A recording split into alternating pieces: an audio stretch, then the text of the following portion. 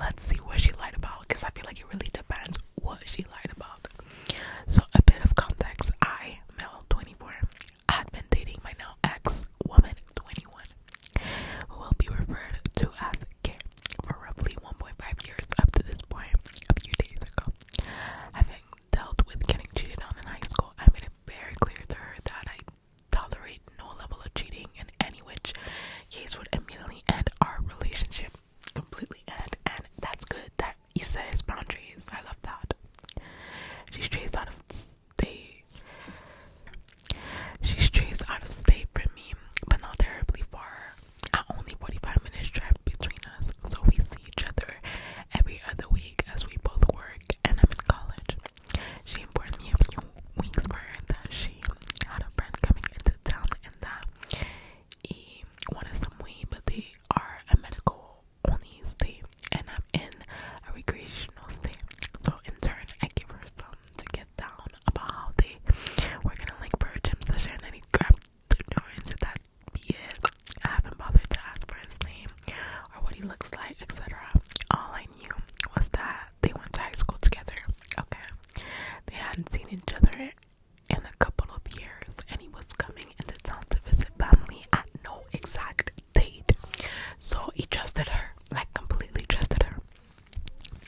Now to what happened. A few days ago, I was getting plans ready for a date we had set up the next day. Kay told me she had to work this day, so I was tasked with all the planning. I was texting Kay about it, trying to set up into frames of when she'd be here, where to eat, etc.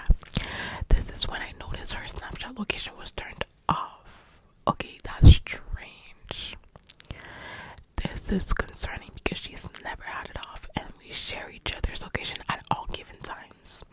I asked her what's the deal, and she says she turned it off for safety concerns. She didn't want anyone seeing it all the time anymore. This confused me since she can choose to just share with me alone. I just push it aside as me being paranoid until she didn't respond back to my text for 2 hours. Now, for most, this wouldn't raise any concern as she's at work. She could be busy, etc., but she works at a small food spot and they have never been busy enough to the point she doesn't respond for 2 hours. Okay, that is weird. And she had always been telling me about how they don't have a lot of, business. Fast forward another hour as I was leaving a workout sesh, I see that she still hadn't replied. I don't know how, but I get a sinking gut feeling that something's off, which is fair because if it's the unusual, like, what's going on? There's too many red flags to ignore, so I make a decision to make the 45-minute drive all the way to her job. When I get there, I don't see her car outside. I can't write it off yet, as she's gotten sent home early before due to slow business, so I drive to her house. She's not there either. Now I'm alarmed. To be sure, I travel all the way back to her job and walk inside to ask one of the staff working up front if Kay had been into work today. They say no.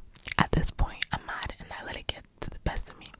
Once I step outside, I immediately text her that I never want to see her face ever again, and I drive home. In this hastiness, I forget that this same food spot has a second location and that she's sometimes been stopped there, but hadn't been recently, which is why it slipped my mind. Okay, I got home and I'm still pissed, but I realized I could have been wrong and acted out too soon until she finally responds to my text right at 10:07 p.m. That's kind of late. That she just got off work. This added to my level of suspicion because the main location I visited that she works at closes at 10 p.m. but the second location closes at 9 p.m. Okay, she's asking what I meant by that last text, and called me once, which I declined. At this point, I still needed to close all doors to be sure of myself, so I decided to call her back. Sorry, I'm under the impression that she doesn't know I stopped by her job, so I keep it that way. Ask her why she has been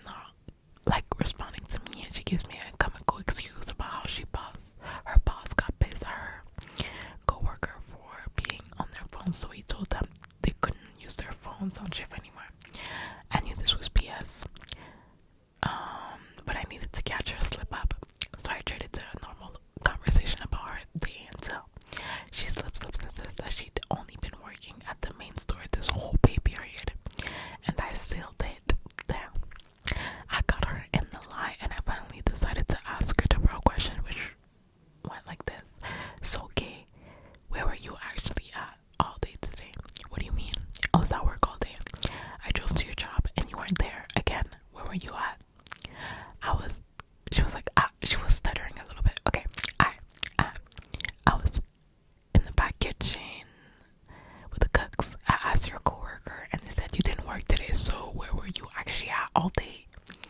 Silence, and I hang up after about 10 seconds of silence. That was it.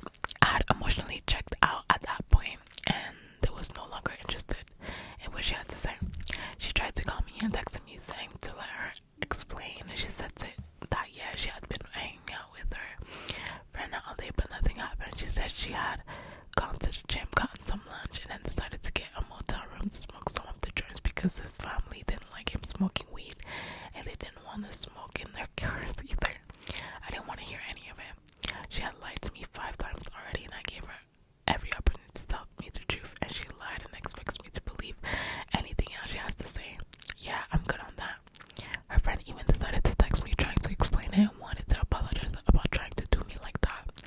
This just pisses me off even more. Like, oh, so you both knew and were trying to play me like a fool. She's trying to convince me about how much she cares about me, trying to have a man-to-man discussion. Meanwhile, Kay is trying to talk about how much she's afraid to lose me and shit. I told Kay that I didn't want to hear any of it anymore, or that I want to just end it right there and now. Told her I wouldn't even badmouth her to our mutual friends or anything, but that I never wanted to see her again. That is crazy. Oh my god. And that's that. She's not tried to contact me any further since that night, and neither has her friend. She took down our couple's photos all on her social media, and so now I've had some of our mutuals come through trying to convince me to talk to her and work things out, but I've shot them all down. They keep saying that I don't know for certain if Kay and her friend actually did anything, which is true, but in my mind, lying to your significant other about being at work to spend a day with someone they know next nothing about is cheating. Am I the asshole for overreacting? Definitely not the asshole. He reacted exactly like he needed to. Like, she disrespected him, disrespected his boundary, lied to him, so he had every right to proceed how he wanted to. He's definitely not the asshole, because why are you lying? If nothing is happening, why are you lying? So definitely not the asshole. That was a good story though. I love that. And guys, look at my makeup. What is it giving today? 1 out of 10. Let me know. Okay. So this one is really good. Am I the asshole for dumping my girlfriend after she ignored my calls and messages and went clubbing while I was undergoing emergency surgery? Oh my god. No, you have to be lying. You have to be lying. Okay, let's read this. I, 22 male, and my girlfriend, 22 female, have been together for 5 years, the same age as you. We've been together since high school, and until recently, I've always considered her to be my future wife. I've even bought a ring and was planning on proposing over the coming months. Sorry. Well, last weekend it was my girlfriend's best friend's birthday. She and her friends booked a private lounge at a club. Obviously, I didn't go since 1. I was invited, and 2, I hate clubbing or anything associated with that. I was always looking forward to spending an evening alone and just binging Netflix or something, while my girlfriend left around 9 p.m. and I just crashed on the couch and watched some YouTube. Well, around 11 p.m. I started to feel this thing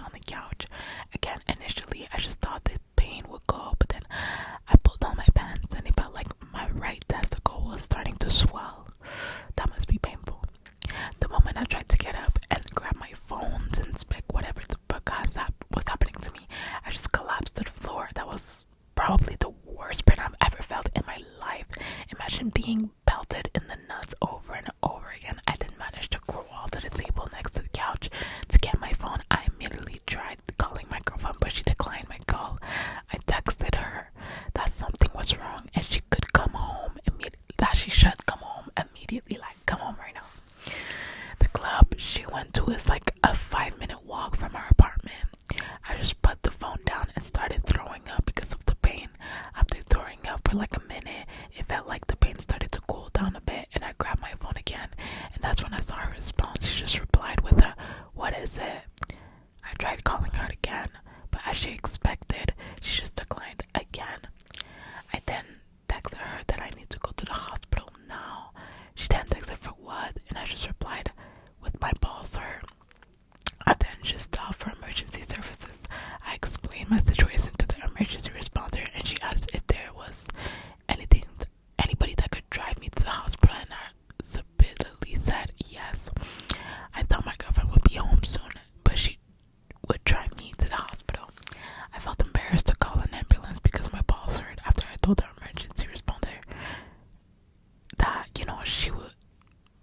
she would come basically. Me to the hospital. I felt embarrassed. Responder did. She then told me that she would call me again in 10 minutes to make sure I was being driven to the hospital.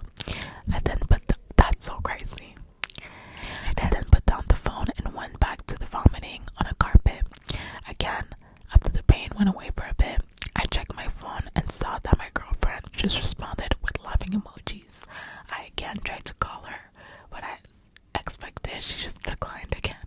She texted me that this wasn't the time to play games, and then she told me that if I texted her or called her again, she would block my number. I again tried calling her, but she declined again, and when I tried calling her a second time, I realized she actually blocked me.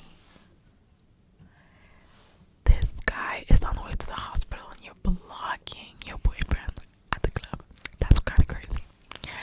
But maybe she doesn't know what's going on. Like, hopefully there's a good end to this. I went back to curling up on the floor, and now I started shivering. At this point, I didn't care about being embarrassed. I just called emergency services again and asked for an ambulance. It felt like an eternity, but the ambulance eventually came and rushed me to the hospital. I don't remember much of surgery since I was sedated, but I remembered waking up eventually and my right testicle was being stitched together. The doctor informed me that I had a testicular torsion, and I was extremely lucky to reach the hospital in time. I could have easily been forced to surgically remove my testicle. That's crazy. I checked my phone and saw the missed calls and messages my girlfriend left me. In summary, she came home from clubbing and smelled the vomit, and then in our apartment, she saw the vomit on our carpet. She got mad and tried searching the apartment to find me. When she realized I wasn't there, only then did it hit her that I was actually being serious. I just texted her in which hospital I was staying in my room number, but then went to sleep. I woke up the next morning and I saw my girlfriend sleeping on a couch next to my bed. After she woke up, she started bombarding me with apologies. She thought I was joking, that I was trying to ruin their night, etc. I didn't have the energy to argue, so I just kept quiet. I was beyond her by what she did, and I wanted to break up with her then and there. Why the fuck would somebody ignore messages where their partner is begging them to come home? Not only that, she stayed in the club until 3 a.m. and didn't even consider going home to check on me. She did stay with me in the hospital for the remaining 2 days I was admitted there, and she did take good care of me, but I was still beyond pissed at her. Ever since coming home yesterday, I've been wanting to dump her, but at the same time, I feel like she genuinely thought I was joking and made a mistake. I feel complicated and don't know how to proceed in this situation. Am I the asshole if I dumped her? Am I overreacting? How would you guys navigate this mess? Just to clarify, no, I never had an issue with her going out in the first place, or have ever pulled pranks to her to come home from a night out. And by the way, thank you guys so much for the support. I'm beyond blown away. Oh, that is such a crazy story, so eventful. In a way, like, I do generally think that she thought you was joking because she stayed with him for the remaining time. Like, it's not like she was apologetic. I feel like if that's somebody you truly love, like, she's worth giving another shot, because next time maybe she can show you different. I see the good in every situation, dude. I feel like I do, but anyway. honestly, like, I love seeing the light of things, just because I feel like without light, like, I feel like life just becomes hard. I love putting light into life. Come. Okay. Am I the asshole if I break up with my fiance after she showed a startling change of behavior after getting engaged? No, because let's say, do people really like change behavior after getting engaged? That'd be crazy. I feel like I'd be like, who is you? Who is you? And grab that ring right back. But anyways, let's see what's actually going on, because we don't know. Okay. I, male 32, just recently proposed to my girlfriend of 2 years, Sharon, female 30, like a month and a half ago. And it feels like the second the ring got on her finger, her attitude and behavior took a total 180. Okay. The entire time we were dating, we seemed exceptionally compatible, and at least it seemed we shared common beliefs and morals. Okay. 7 weeks ago, I proposed, and she said yes, and it felt like it was the happiest moment for the two of us. But not even a week later, it's like her attitude took a total flip. I thought I knew all her friends, but one day I came home and there were 6 women I've never seen before, and Sharon introduced me to them. I was curious as to why I was just now meeting them when I already met Sharon's 2 best friends, Michelle and Octavia, both not present. Over a year and a half ago, Sharon said that she wanted to make sure we were a sure thing before I met her inner circle. I found this strange, not to mention it was a weeknight, and they were quickly draining my whack of wine. Sharon still had her own place, but she stayed with me so often she practically lives there. Still, I found it incredibly rude when they left with 4 empty bottles of rosé in their wake. I tried to talk to Sharon about having an uninvited guest on weeknights, and she dismissed my grievance very flippantly, more that she brushed me off. Oh my god. The following week, she went out with the girls several times, and she brought the girls to my place twice without notice. Once with notice to appease me, her words. They all treated me like a butler, shaking their empty wine glasses at me for refills. That's crazy. No, because why? The attitude change. After the 4th time, I made it clear that I will get a locked wine rack. Sharon just called me no fun after that. It gets worse. Sharon decided me and the girls got off on the wrong foot and said we should have dinner together at a nice restaurant. Well, I went and it was not great. The 6 kept prodding me about my life, my house, my career, but deflected every question I asked. It got especially bad at night when they started talking about modern relationships and jealousy, and one of them brought up some key points about relationship that I thought Sharon and I were on the same page about, specifically what ifs regarding polyamory and being friends with exes. To my shock, Sharon said we shouldn't be too hasty on such decisions, which was a total 180 to how she expressed herself on these things only a month prior, where she was vehemently against keeping ex-intimate partners in friends circles and was staunchly monogamous. Okay, that's weird. I feel like she's trying to